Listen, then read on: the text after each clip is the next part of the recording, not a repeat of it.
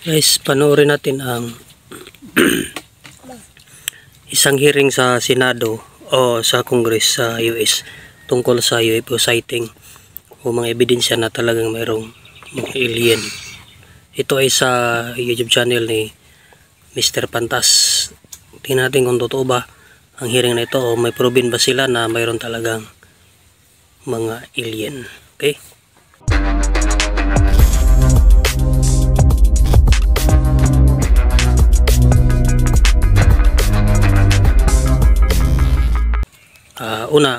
Follow or subscribe sa kanyang YouTube channel ang Mr. Pantas at sa aking YouTube channel ang Aralpan TV.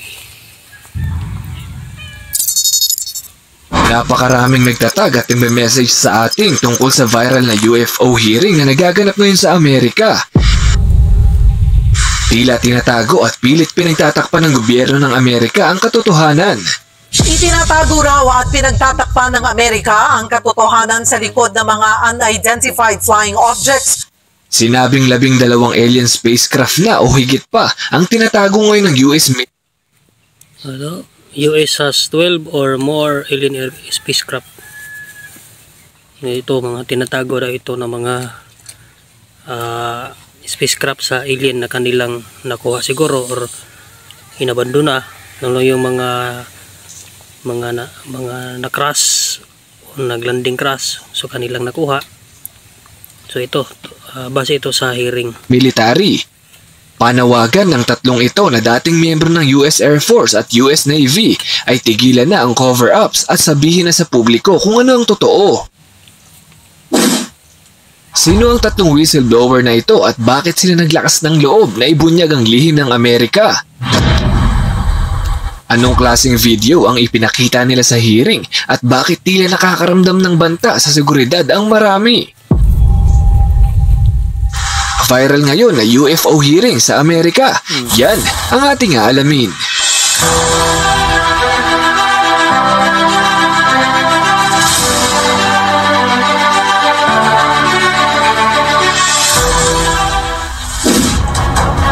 Ito ang tatlong dating mga sundalo ng US na matapang na isiniwalat ang mga sikreto umano ng Amerika patungkol sa mga alien. Anila, karapatan ng mga taong bayan malaman ang katotohanan. Siyempre, karapatan nating malaman kung yan ba ay totoo o hindi, yan ba ay hoax lamang. So bakit kung ang gobyerno ay wala talagang tinatago, so pwede talaga nilang isa publiko yung tungkol sa alien kung ito man ay totoo o hindi. Okay, panoorin pa natin. Sulong nila na tigilan na ng Amerika ang pagtatakip o pagtatago sa mga natuklasan nito patungkol sa mga UAP at iba pang mga hindi maipaliwanag na bagay. Sa videong ito ay madalas tayong makakarinig ng word na UAP, Unidentified Aerial Phenomenon o Unidentified Anomalous Phenomenon.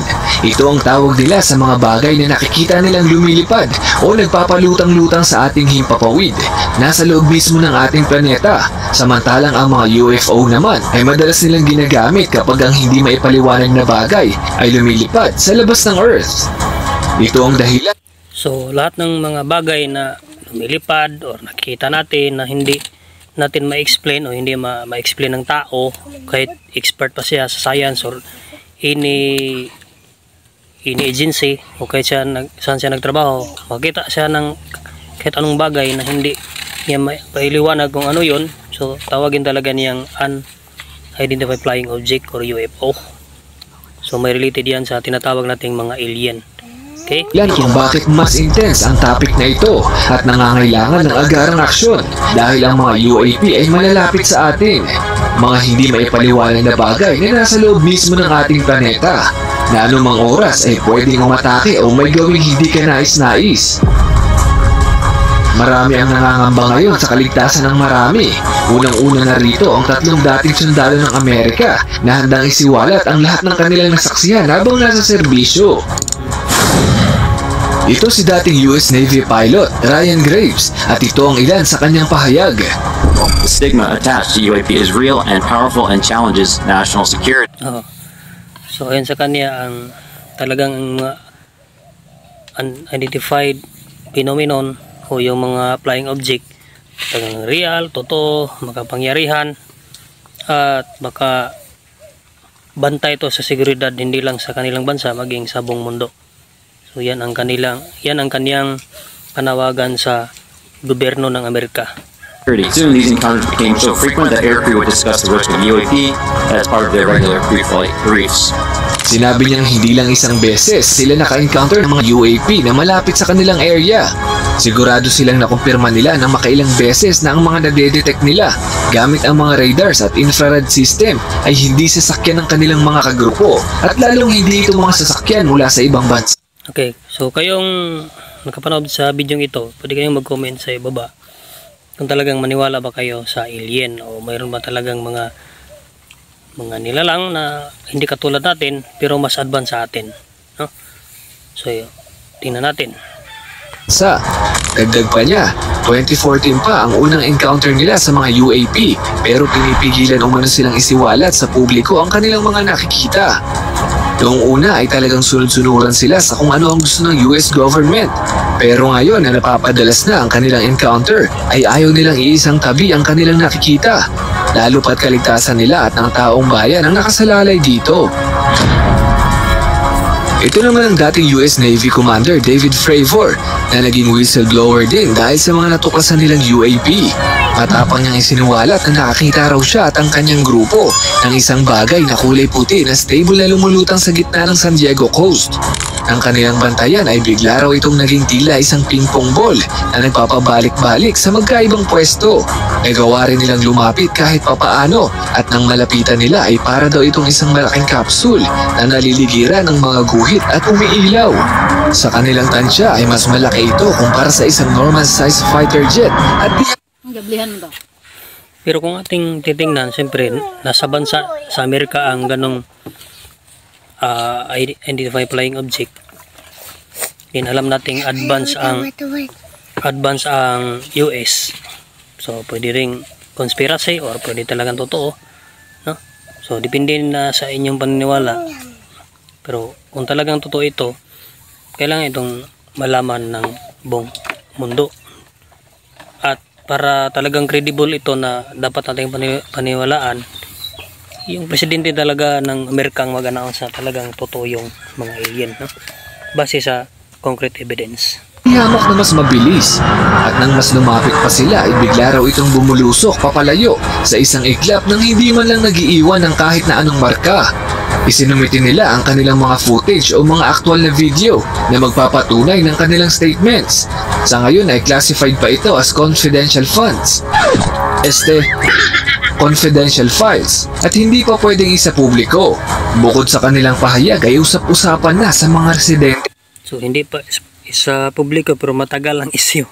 So kung noon pa man, mga 1940s, 50s, 60s talagang mayroon ng mga hoax tungkol sa alien. Halimbawa yung Area 51 sa Amerika. So kung totoo talaga yung may alien, hindi gawa-gawa lang ng siyensya doon.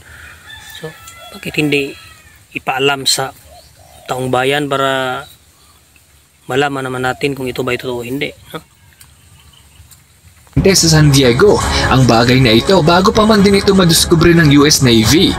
Kalat na ang kwentong ito na nahahaluan na rin ng takot sa mga residente dahil sila mismo ay kitang-kita nila kung papaano lumulutang ang bagay na ito.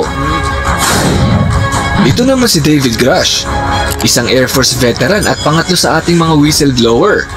Siya ang may pinakamalaking pasabog sa tatlong whistleblower natin dahil hawak niya mismo ang mga videos at mga litrato. Litrato ng alien. So yung sa Mexico din na skeleton na talagang nag-x-ray sila at napatunayan daw nila na yan ay alien. So katulad din itong nasa picture o nasa video, no, ni Mr. Pantas na pinakita. So possible siguro talagang mga alien yan o mga ibang nilalang. So depende na sa inyong paniniwala o maniwala ba kayo o hindi. Ng mga alien at mga sasakyan ng mga ito.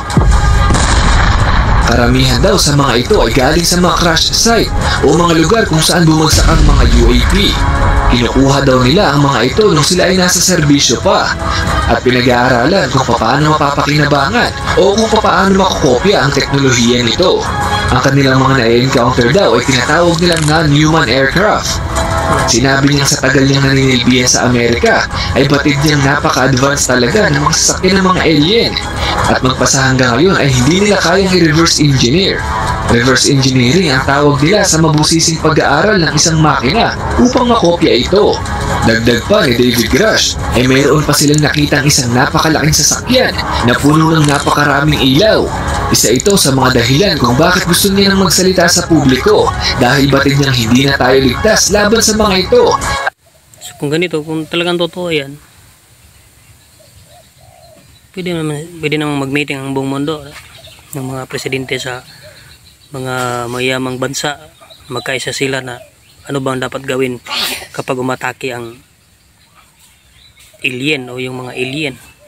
Yung nangyari nga sa Gaza ay bakit walang intervention mula sa alien, di ba?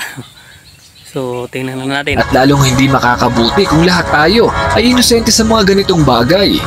Batid ng tatlong whistleblower na ito ay maaari silang mapahamak kapag napatunayang nagsisinungaling sila. Pero sigurado daw sila sa kanilang mga statements. 100% na katotohanan lang ang kanilang mga sinusumite. Naglalakas loob silang tatlo na humarap sa Kongreso ngayon para isiwalat kung ano ba ang totoong nangyayari sa kanilang bansa. Siyempre, kung ikaw mismo sa iyong sarili, kung totoo talaga ang pinanghawakan mong ebidensya, bakit ka matakot? Diba? Kasi kapag hindi totoo yung sinasabi mo, buong buhay mo masisira yung reputasyon mo, dignidad mo dahil nagpakalat ka ng maling impormasyon, no? So siguro yung tatlong ito ay talagang malakas ng loob nila kasi talagang totoo, o kaya pwede rin nating matawag na conspiracy theory ito between them at saka the US government para lang sumikat sa social media or any platforms para makita sa buong mundo talaga na may alien.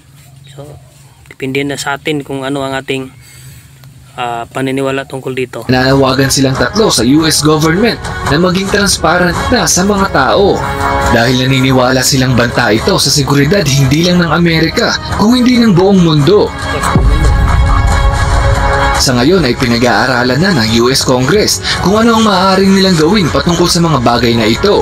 Dagdag pa rito, napakarami ring netizens ang nagpapatunay o sumusuporta sa mga naturang hearing.